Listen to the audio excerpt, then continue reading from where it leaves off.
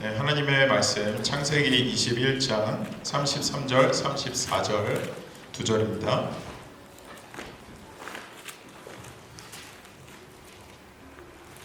창세기 21장 33절, 34절 네, 저희 말씀 같이 함께 읽도록 하겠습니다. 시작. 아브라함은 브엘세바에 에셀나무를 심고 거기에서 영생하시는 주 하나님의 이름을 부르며 예배를 드렸다. 아브라함은 오랫동안 블레셋 족속의 땅에 머물러 있었다. 아멘. 한 주 평안하셨습니까? 날씨가 따뜻했다가 또 눈도 오고 추웠다가 건강을 또 잘 지키시기를 또 바랍니다. 그리고 저희가 참 요즘에 참 이렇게 AI가 이렇게 많이 이제 기술이 많이 좋아지게 되었는데요. 그런데 참 이제 가짜 뉴스가 많은 것 같아요. 네, 그리고 또 이렇게 하나님의 말씀을 또 이렇게 듣기를 원해서 여러 가지를 찾아보면 성경에 대하여서도 이렇게 좋지 않은 내용들 또 그런 여러 가지 많은 것들이 좀 섞여 있는 것 같습니다. 그래서 특히나 이제 요즘처럼 이런 많은 좀 거짓 정보, 거짓 뉴스 그런 것들이 있을 때에는 우리가 이제 유튜브나 쉽게 접할 수 있는 그런 것들을 보는 것보다 우리가 하나님의 말씀인 이 성경을 저희가 계속 묵상하고 또 그 말씀을 또 집중 있게 보는 또 훈련이 필요한 것 같습니다. 그래서 저희가 정말 이 세상 가운데서 하나님의 말씀이 또 우리의 삶을 일깨우시고 또 우리의 삶에 말씀하시는 것들을 붙잡고 그 약속의 말씀들을 붙잡아 우리가 정말 불확실한 이 세대 가운데서 하나님의 말씀을 따라가는 그리고 천국을 소망할 수 있는 또 저와 여러분의 삶이 되기를 주님의 이름으로 축원합니다. 오늘 제가 제목 한번 같이 읽어볼까요? 시작. 거기에서 예배를 드렸다. 거기에서 예배를 드렸다. 이제 아브라함이 이제 100세가 이제 넘었죠. 하나님께서 100세 때 아들 이삭을 주시겠다고 이제 약속을 하셨는데요. 아브라함이 이제 100세가 이제 넘고 또 하나님께서 그의 삶에 베풀어 주신 은혜들이 있음을 우리가 보게 됩니다. 그런데 아브라함의 그 인생 여정길 가운데서 이제 그에게 여러 가지 많은 일들이 있었는데요. 근데 이제 그 삶을 살아오면서 그가 한 가지 놓치지 않았던 것이 있었는데 그것이 뭐냐면 바로 예배였다라고 하는 것입니다. 저와 여러분이 이 시간 하나님께 예배를 드리고 있잖아요. 여러분 얼마나 많은 예배를 드리셨습니까? 저는 이제 모태 신앙인데요. 엄마 뱃속에서부터 또 태어나자마자 그리고 어렸을 때 지금 이제 저희 교회는 새벽 예배가 일주일에 몇 번 있죠? 한 번 있습니다. 토요일 날 한 번 있고요. 수요 예배하고 금요 예배가 없죠. 그래서 토요일 날 아침에 한 번 예배 드리고 그다음에 주일 날도 예배가 몇 번 있습니까? 한 번 있습니다. 네. 그런데 저는 아마 여기 계셨던 한국에서 신앙생활 하셨던 이제 분들은 아실 테지만요. 월요일부터 주일까지 저는 이제 주일까지도 새벽 예배가 있는 교회에서 어린 시절을 이렇게 보냈었습니다. 그리고 수요일 날 수요 예배가 낮에도 있고 저녁에도 있고요. 그리고 금요 예배가 있고요. 또 그 외에도 매주 주일 주중 모임이 있습니다. 그러니까 한국에서 제가 이제 또 사역들을 하면서 주로 대부분 그런 이제 매일매일 새벽 예배가 있는 교회에서 이제 사역도 하고 또 신앙생활을 했던 것 같습니다. 그런데 이제 이민교회는 이제 특성상 저희가 이제 본 교회 건물이 아닌 이유도 있고요. 빌려서 하다 보니까 시간적인 부분, 거리적인 부분에서 이제 예배가 많이 좀 이렇게 간소화됐다라고 할까요? 이제 그렇게 이제 저희가 예배를 드리고 있죠. 그런데 이제 아브라함이 이제 가는 곳마다 하나님께서 그의 삶을 이끄시고 여정길 가운데에 그에게 약속하시고 또 그의 삶을 이끄시며 또 인도하시는 가운데에 아브라함이 항상 모든 곳에 가서 제일 먼저 했던 것은 예배였다라고 하는 것입니다. 저희가 이제 오늘 말씀 창세기 21장 33절 34절을 보시면 이 앞쪽에 22절부터 34절에 좀 이렇게 배경적인 내용이 나와 있습니다. 22절에 보면 아브라함이 계속해서 지금 어디 배경에 있었냐면요, 부엘세바라고 하는 그곳이 이제 이스라엘의 남쪽 땅이었어요. 그 당시에는 이제 블레셋의 영토였었는데요. 네게브 지역의 그 남쪽 지역에 부엘세바, 그다음에 그랄, 그다음에 헤브론, 그쪽이 이제 마므레 땅 있는 이제 그쪽 지역이었습니다. 그런데 여전히 이제 아브라함이 자신의 이제 식구들과 함께 이 그랄 지역에 머물러 있는 것이죠. 22절부터 34절까지 나오는 내용을 좀 살펴보면 그 무렵에 아비멜렉과 그의 군사령관 비골이 아브라함을 이렇게 찾아오게 돼요. 찾아와서 우리가 아브라함 당신과 좀 이렇게 조약을 맺기를 원합니다. 협상을 하기를 원합니다. 언약을 맺기를 원합니다. 였는데 22절 중반부터 우리 23절 말씀을 같이 한번 읽어봤으면 좋겠습니다. 22절에 하나님은 서부터입니다. 같이 읽겠습니다. 시작. 하나님은 당신이 무슨 일을 하든지 당신을 도우십니다. 이제 여기 하나님 앞에서 당신이 나와 나의 아이들과 나의 자손을 속이지 않겠다고 맹세하십시오. 당신이 나그네 살이를 하는 우리 땅에서 내가 당신에게 한 것처럼 당신도 나와 이 땅 사람들에게 친절을 베풀어 주시기 바랍니다. 아멘. 저는 이 대목이 참 이렇게 재미있는 것 같습니다. 왜냐하면 이제 저희가 이제 잘 알고 있듯이 아브라함이 하나님의 언약의 말씀을 따라서 내가 지시할 땅으로 가라라고 이야기하셨잖아요. 그런데 이제 12장에 그 보면은 하나님 이렇게 명하신 대로 이제 그 땅을 마침내 가나안으로 가려고 떠나서 마침내 가나안으로 들어가요. 그런데 그 땅에 기근과 또 어려움이 이제 발생을 해서 남쪽으로 내려가다가 이집트 땅으로 들어가게 되잖아요. 근데 이 이집트 땅에서 이 아브라함이 어떤 사건이 발생을 하죠? 이 아브라함이 자신의 아내를 누이라고 속입니다. 그리고 나서 또 이제 한참 후에 시간이 지나고 또 이제 그랄 땅에 머무르게 되는데 그 땅에서도 이제 그때도 이제 아브라함은 이제 목축을 이제 했기 때문에 그 당시 이제 헤브론에 거주하다가 헤브론은 조금 이렇게 골짜기도 많고 산악지대였었어요. 그러니까 지금 여기 저희가 살아가는 이 캘거리가 해발 1000m에 있는 곳이잖아요. 그런데 이 헤브론도 그렇고 그다음에 이제 마므레 네게브 지역도 그렇고 그랄 땅도 해발 900m 정도에 있는 이제 땅이었습니다. 그런데 헤브론은 물론 이제 하나님과의 연합 또 하나님과의 친구가 되어지는 이제 그러한 의미를 가지고 그 땅 가운데서 하나님과 잘 있었지만 그 땅 가운데 날이 건조하고 또 목축을 칠 만한 여건이 되지 않아서 다시 남쪽으로 이제 내려가면서 그랄 땅 가운데 그랄 땅은 이곳 이제 캘거리처럼 해발 900m에 이렇게 드넓은 이렇게 평야가 있는 이제 그런 땅이라고 합니다. 근데 이제 그곳에 가서 이제 목축을 하면서 그 땅의 이제 주인이었던 아비멜렉, 이 아비멜렉이라는 이 칭호는 블레셋 왕의 호칭이었어요. 그래서 우리가 이집트 하면 바로 뭐 1세, 2세 이렇게 나가는 것처럼 이 아비멜렉도 아비멜렉 뭐 1세, 2세 해서 블레셋 왕의 칭호인데요. 그 땅에서도 어떤 똑같은 이렇게 일들이 이제 벌어졌잖아요. 그게 뭐냐면은 자신의 아내를 자기가 살고자 누이라고 속이고 또 하나님께서 그 밤에 아비멜렉에 찾아가셔서 너가 어떻게 그럴 수가 있냐 아비멜렉을 또 혼내시고 또 이제 하나님께서 이제 아비멜렉에게 아브라함은 나의 이제 예언자다 이렇게 말씀을 하시고 또 이렇게 사라가 은 1000세겔을 이렇게 받고 그의 모든 부끄러움과 것들을 이제 수치해서 이렇게 회복하게 되는 이제 그런 일들이 앞에가 이렇게 놓여져 있었습니다. 그래서 이제 아비멜렉이 이제 저희가 읽은 본문에서 보면 이 아비멜렉과 그 군사력은 비골이 와서 아브라함에게 이제 부탁을 하고 있습니다. 더 이상 우리를 속이지 마십시오. 아브라함이 그동안 너무 많이 속였어요.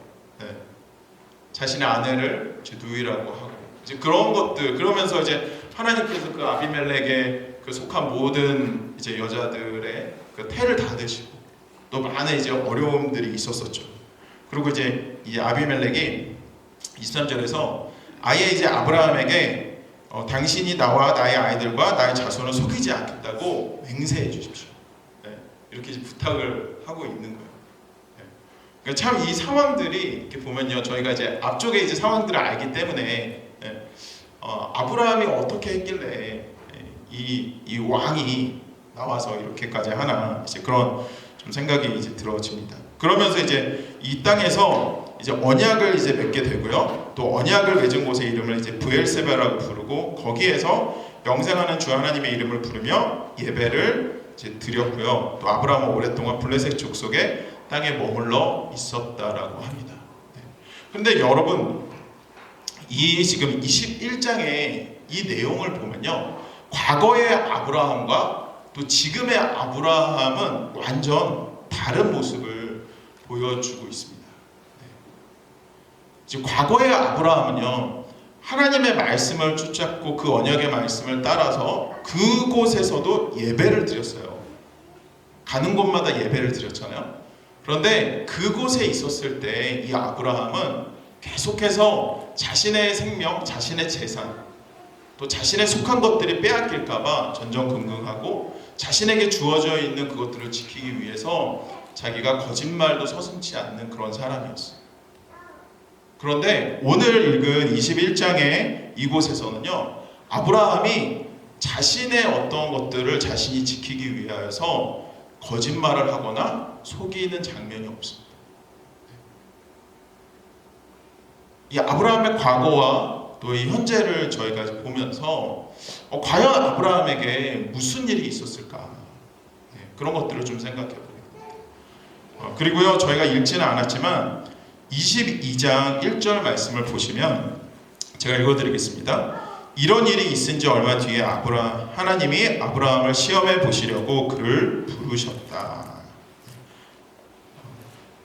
이 일은요, 이 블레셋과의 그런 이제 약속을 하고 난 이후에 하나님께서 아브라함을 시험해 보시려고 그를 부르시게 됩니다. 저희가 이 신약의 말씀들을 보아서 알고 있듯이 하나님은 아무도 시험하지 않으십니다. 하나님께서 인간에게 대하여서 시험하시는 것은 그 믿음을 성장케 하시고 그 믿음을 회복하심으로 다시금 하나님 앞에 굳세게 하시려고 테스트를 하시는 것이죠. 그래서 저희가 이제 이 시험의 종류가 두 가지가 있다라고 이야기했는데요. 첫 번째는 템테이션이죠. 이건 유혹이죠. 이 유혹과 이 시련은 사단으로부터 오는 것입니다. 그러나 두 번째는 테스트는 하나님으로부터 오는 것입니다. 그래서 하나님께서 우리의 삶 가운데에 우리의 삶의 역경과 고난과 이제 그런 시간들이 있는데요, 하나님의 백성들, 하나님의 자손들에게도 그런 역경과 고난과 시련이 있을 수 있죠. 그러나 그 모든 것들은 하나님께서 우리의 삶 가운데에 그런 시간이 똑같이 흘러가지만 그 시간들을 통해서 우리의 믿음을 성장시켜 주시고 우리를 더욱더 확신 있는 하나님의 자녀로 또 하나님의 언약과 그 유업을 받는 하나님의 백성으로 삼으시기 위한 하나님의 은혜가 있는 것입니다. 그렇기 때문에 우리가 그러한 시련과 힘듦과 어려움이 있을 때에 우리가 하나님 나에게 왜 이렇게 시련을 주십니까? 우리가 이렇게 반응할 수 있지만 그 가운데 숨겨져 있는 하나님의 뜻이 있음을 우리가 반드시 알아야 한다라고 하는 것입니다. 네, 하나님께서 이 일들이 있은 후에 시험해 보시려 그를 부르시게 됩니다. 하나님의 의도는 무엇이었을까? 하나님의 마음은 무엇이었을까를 묵상해 봤습니다. 그동안 아브라함이 어떻게 살아왔는지를 누구보다도 더 잘 아시는 주님이시죠. 아브라함이 예언자였다라고 했잖아요. 아비멜렉 왕에게. 우리가 이제 성경에 나오는 예언자, 하나님의 선지자들을 보면요, 앞에 일어날 일들을 물론 이제 알려주는 사람이기도 했지만 그 당시의 예언자는요, 맡길리에 말씀 언처. 그래서 하나님의 말씀을 이렇게 맡아서 그 말씀을 지키고 그 말씀을 따라서 살아가는 사람이 예언자였거든요. 아브라함이 가지고 있었던 하나님의 말씀은 무엇이었을까요? 내가 너에게 복을 주겠다. 아버지와 너에게 속한 모든 것을 떠나서 내가 지시할 땅으로 가라. 내가 너와 너의 민족을 하늘의 별같이 바닷가의 모래처럼 이렇게 창성하게 해주겠다. 그리고 내년 이맘때에 반드시 너에게 이렇게 아들을 주겠다. 그런 말씀들이었죠. 하나님의 약속을 따라서 하나님의 말씀을 따라서 그 하나님의 언약을 따라서 이렇게 살아왔던 그 삶 가운데에 많은 어려움과 곤란함과 또 자신의 아내를 누이라고 속이면서까지 자기가 살아남으려고 발버둥 쳤던 그 모든 것들을 하나님은 너무나도 잘 알고 계셨어요. 그런데 이제 21장에 이때 와서는 아브라함이 자신의 것을 지키기 위해서 발버둥 치고 자신에게 속한 것들을 이렇게 유지하기 위해서 속이고 그런 것들이 없었거든요. 그러니까 아브라함의 모습이 많이 이제 달라진 것이죠.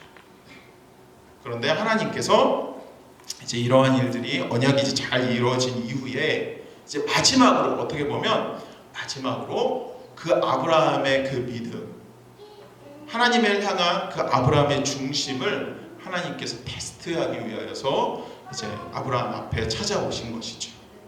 22장의 내용을 제가 간략하게 말씀을 드리면 하나님께서 아브라함을 부르시고 이렇게 얘기하세요. 너의 독자, 너의 외아들 이삭을 바쳐라. 그런데 이제 여러분 이제 과거에 저희가 이제 창세기 18장에 보시면요, 이제 소돔과 고모라를 하나님께서 멸하시겠다고 하셨을 때에 아브라함이 하나님께 대하여서 하나님 어떻게 의인과 악인을 함께 멸하려 하십니까? 그래서 의인 50명이 있으면 의인 45명이 있으면 40명이 있으면 30명이 있으면 20명이 있으면 10명이 있으면 그 땅을 멸하지 말아 주십시오. 이렇게 6번이나 간구하였었거든요. 그런데 22장의 이 모습들을 보면요, 아브라함이 자신의 아들 이삭을 위하여서 간구하지 않아요. 이 18장과 22장을 이렇게 반복해서 보시면 이 부분에도 아브라함에게 변화가 있다라고 하는 것입니다. 네.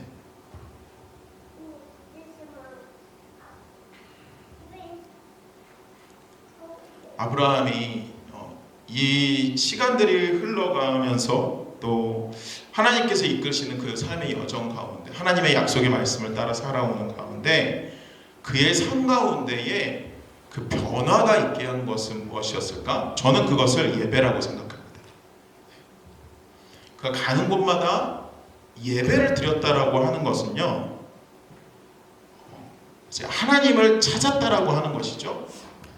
그리고 그 하나님 앞에 자신의 삶에 걸어가는 그런 시간들, 삶의 여정들, 또 내가 앞으로 어디로 나아가야 할지 모르지만 그 삶을 이끄시는 분이 하나님이심을 고백했다라고 하는 것이죠. 그 삶의 주인이 하나님이심을 고백했다라고 하는 것이죠. 그리고 정처 없이 망망대해를 떠도는 것 같이 그냥 살아가는 것이 아니라 하나님께서 명하시는 하나님의 약속, 하나님의 그 언약을 그 마음 가운데 지키며 날마다 그것이 지금 당장 이루어지지 않더라도 그것들을 이루시고 그것들을 성취하시는 그 하나님을 의지하며 신뢰하며 걸어갔다라고 하는 것입니다. 저와 여러분, 제가 아까 전에 처음에 시작하면서 제가 예배를 참 많이 드렸다라고 했잖아요. 여러분들도 예배를 많이 드렸죠. 근데 저희가 그 예배를 드리면서 그 자리에서 당장 변화하지 않습니다. 저희가 아무리 은혜롭고 아무리 좋고 아무리 우리에게 도전적인 말씀을 들었다고 한 번의 예배로 우리의 삶이 바뀌지 않습니다.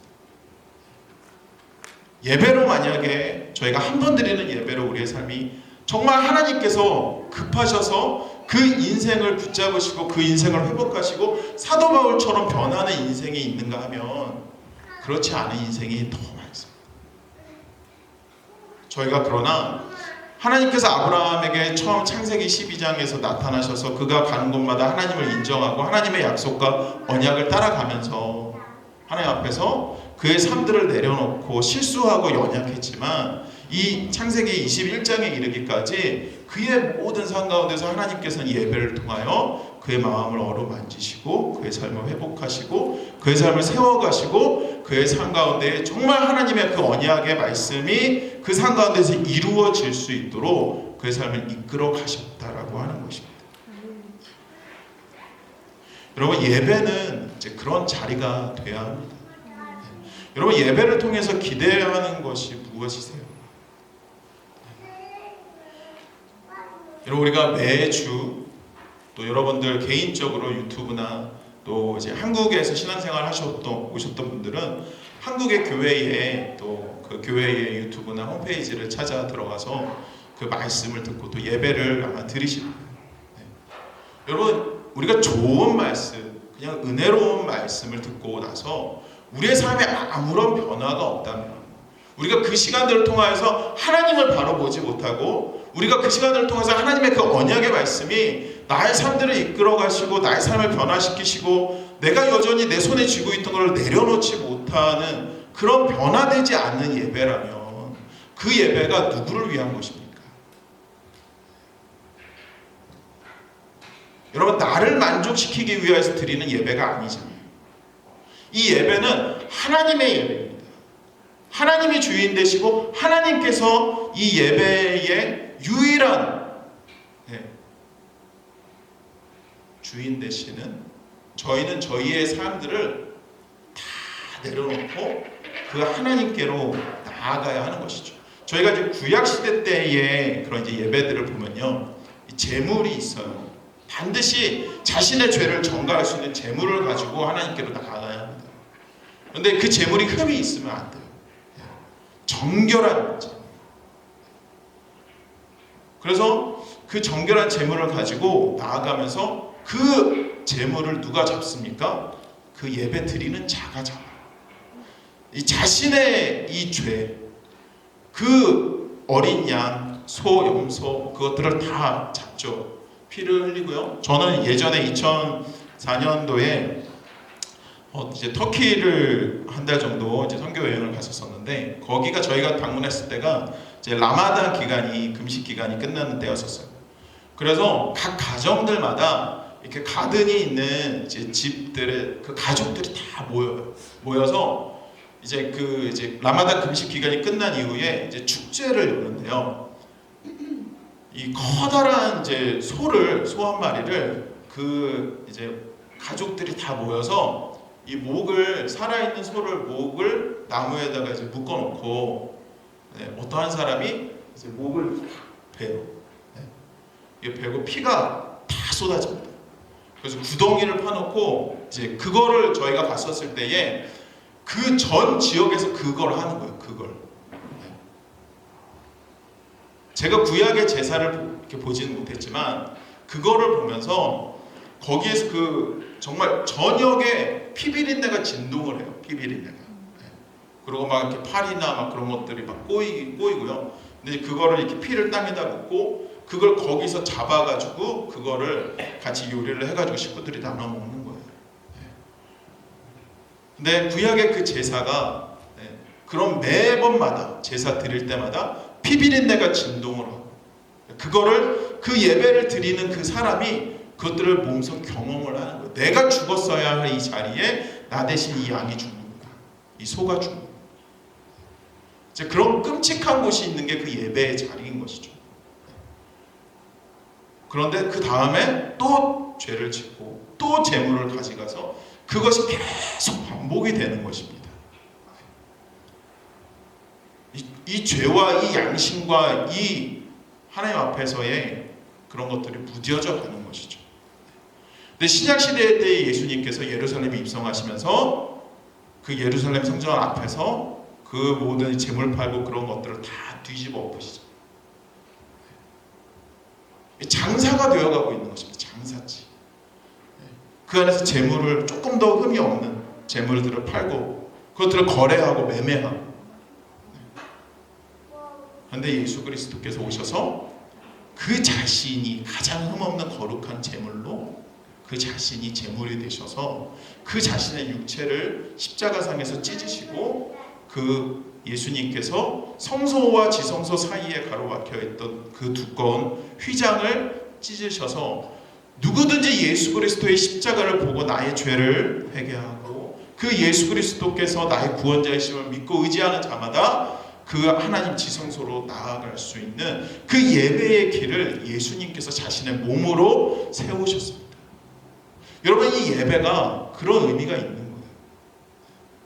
나의 만족과 나의 유익과 내가 듣고 싶어하는 그런 어떤 메시지를 내가 듣는 그것이 그냥 예배가 아니라, 아니면 그냥 하루 은혜 받은 말씀으로 그냥 내가 그냥 살아가는 그런 예배가 아니라 정말 나의 삶 가운데서 내가 죽어야 할 그 자리에서 예수님께서 죽어주셨고 또 그 삶을 그 생명을 나에게 주셨고 내가 나아갈 수 없는 그 자리이지만 하나님의 그 영광스러운 그 나라에 그곳에 우리가 갈 수 있도록 그 레드카펫을 깔아주신 자신의 몸으로 깔아주셔서 그 위를 밟고 우리가 나아갈 수 있도록 길을 열어주신 것이 바로 예배라고 하는 것입니다.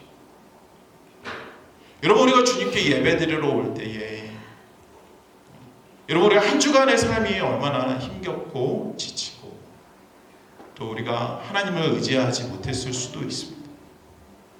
그러나 우리가 이 자리에 와서 우리가 아까 읽었었던 교동문 11번 시편 17편 보면 마지막에 그의 기이한 사랑을 우리에게 보여주셨다.